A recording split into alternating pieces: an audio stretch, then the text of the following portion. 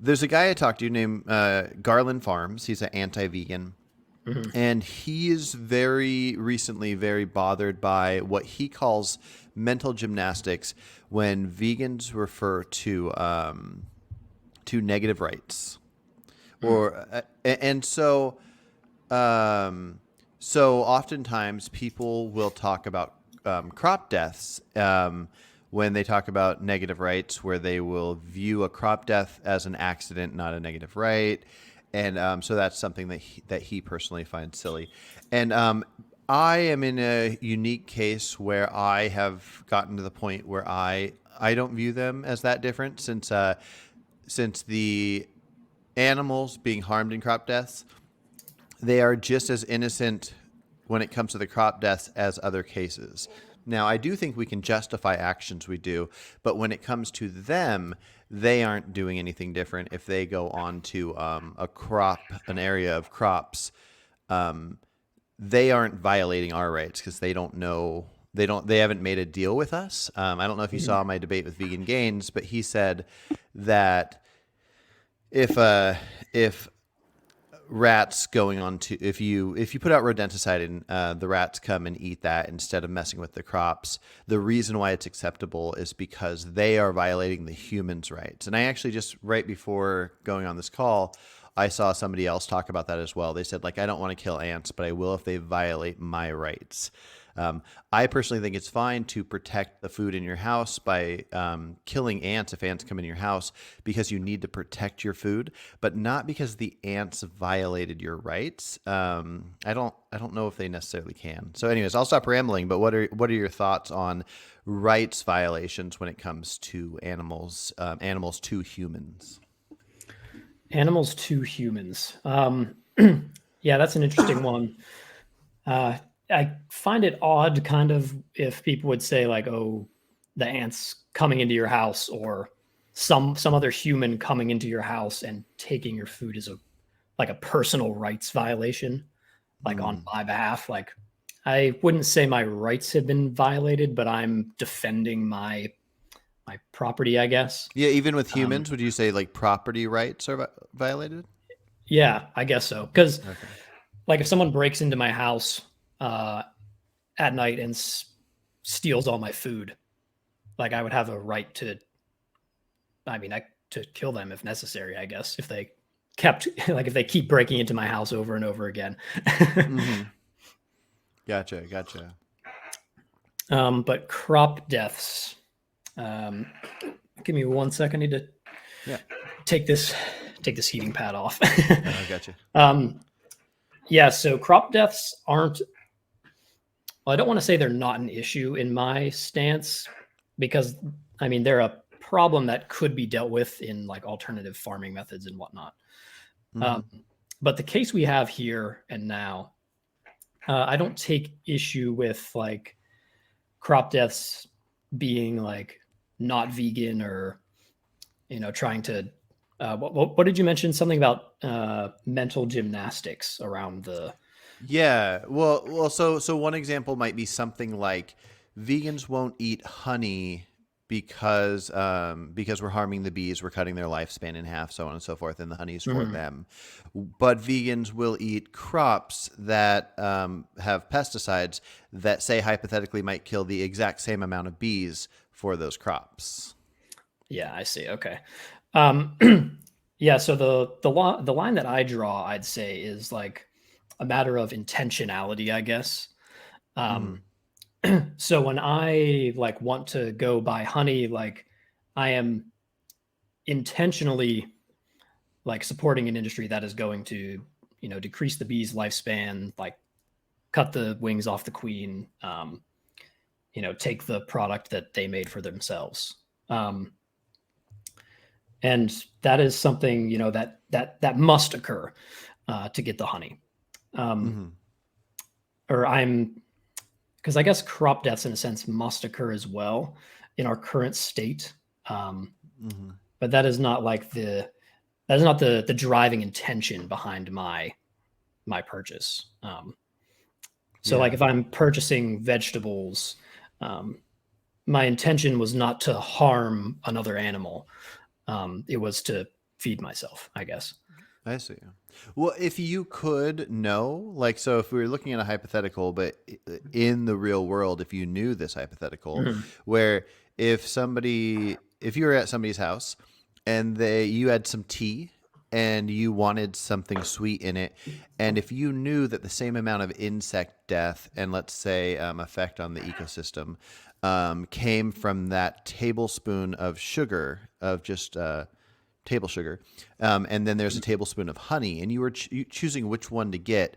Now, if you don't know, and therefore different farms might use like an organic farm or something might not use pesticides at all, and therefore you think it's less risky to just choose the table sugar, then I get that. But if you happen to know in that moment, would you not think that the outcome itself and putting, let's say that outcome, you knew that if you contributed to that, you'd be putting that same outcome in demand. Would you not view them as equal?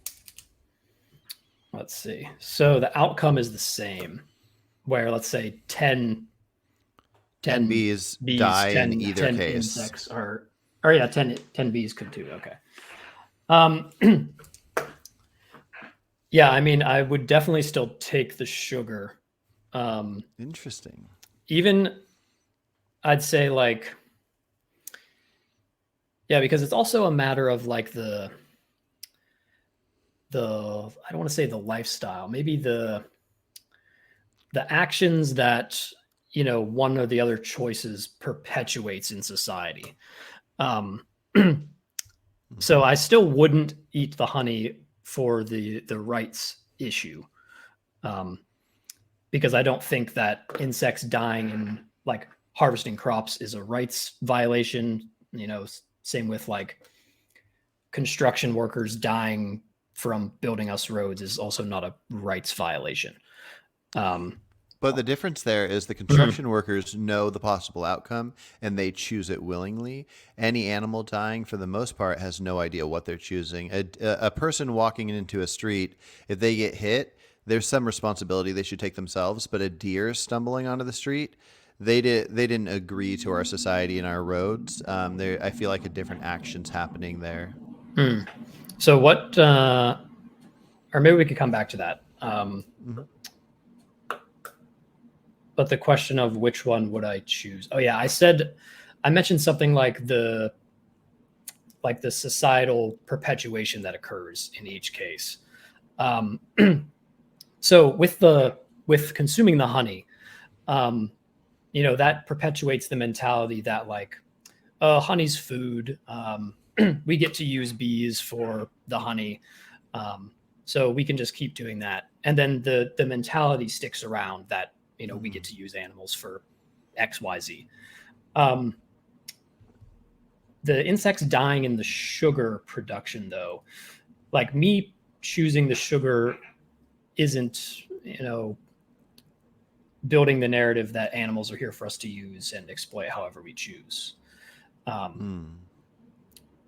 so I think, like there's like, say, some hypothetical magical tipping point where, enough people take the sugar or enough people take um, maybe we could just do it like, so we have like honey and like agave, right? Mm-hmm. As the parallels. So if we get enough people to say transition to the agave because they're like, oh, I don't want to harm the bees. They deserve to live their life doing whatever the bees do. Mm-hmm.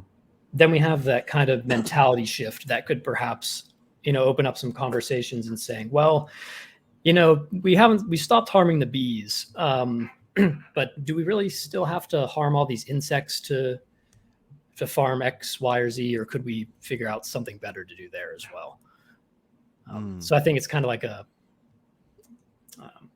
as well as a rights situation, like what is the societal mentality that's being driven behind each action?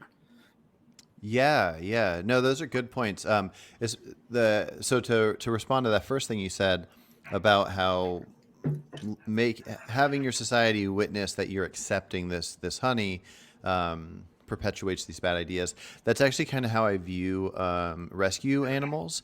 I'm against pet ownership in general, but right now I have rescue guinea pigs. I have 3 guinea pigs that had really horrible homes, and I gave them a good home for now. I don't even like this idea, but what I really don't like the idea of is me doing an action that perpetuates further harm, breeding, or selling of guinea pigs. Even though mine are rescued, if I show them off, which I need to delete my videos that I have on YouTube of my guinea pigs because they're really cute, and then people that see them, unless they also hear my message about don't buy them at the store, there's a store right down the street here that sells guinea pigs and parrots and a bunch of, maybe not parrots, but different birds. And somebody might see my rescue pigs, and because of me and my actions making this look acceptable, other people that never were going to buy guinea pigs might go buy them. So I think we do need to make sure our actions don't perpetuate bad ideas. So I definitely agree with you there. Now with the agave thing, the thing I kind of want to counter is, what if we knew for the agave that the whatever pesticides were put on whatever plant makes agave, what if it killed double the amount of insects? And we could even just say it kills double the amount of bees, or we can just say other insects.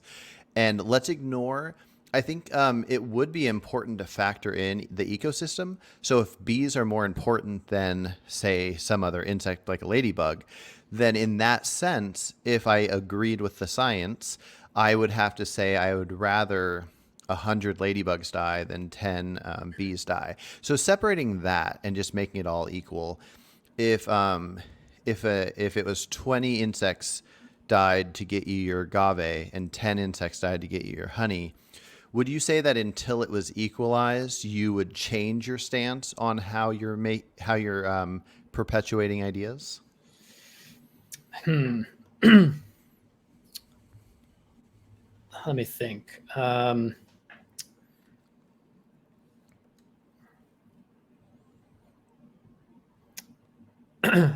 I feel like I would still eat the agave, even if double the insects are killed.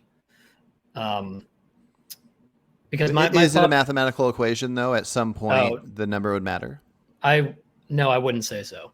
Oh, okay. I mean, once we get out, if we get out to some absurd case, maybe 10 million insects are dying for my production of my agave bottle.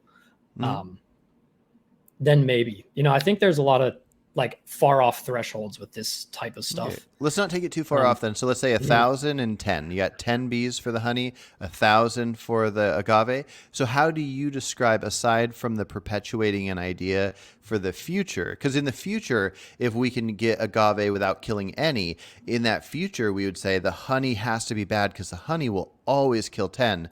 But the agave now is 1,000, and next year it could be 1,000,000, and the year after that, we could actually, with innovation, we can make it be 0. So I agree with you. The perpetuation's an issue, but is there anything that would that you can describe of why you would feel comfortable the 10 versus the 1,000? I can't say I would ever be comfortable with picking the honey, because it was the bees are. They're not here for that purpose, obviously, but in the honey farm, they're kept here for that purpose. It's a guarantee that the bees are going to be these specific bees are being exploited and killed and things like that. The insects can come and go. And it's more of a happenstance that they happen to be killed for the food. But it's not a happenstance for the honey. The bees are going to be killed for that, or at least have their lifespan decreased in a substantial way, I'd say. Okay, well, what if it was?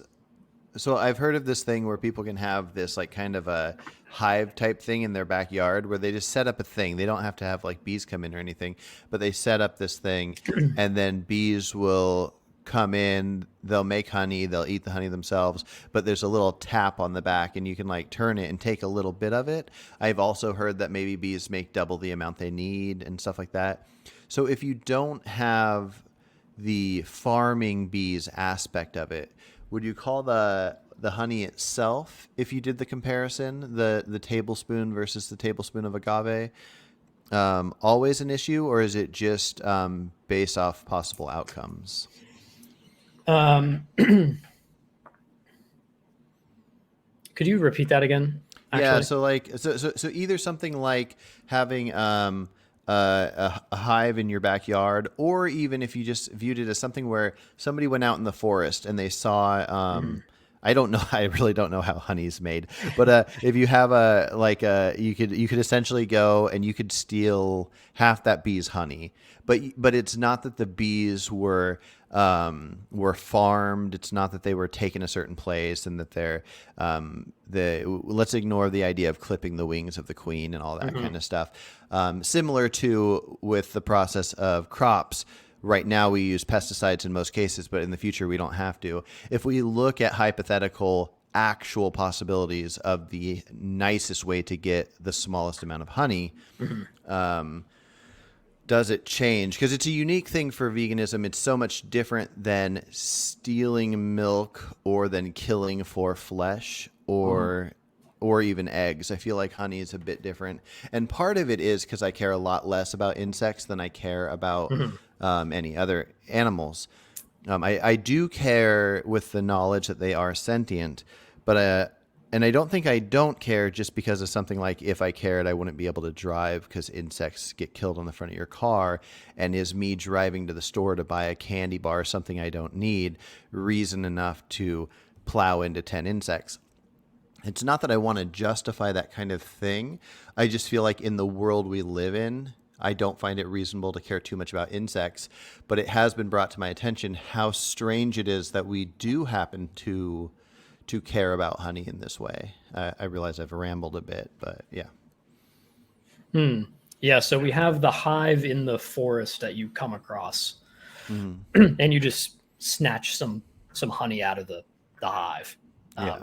And I guess we could say the bees aren't harmed in this situation. We can Right. say there's a possibility that their lifespan will drop a little bit if I took some of what they need to consume themselves. But we can call it not much different than the bugs that would want to go to crops to consume some of those crops themselves or something like that.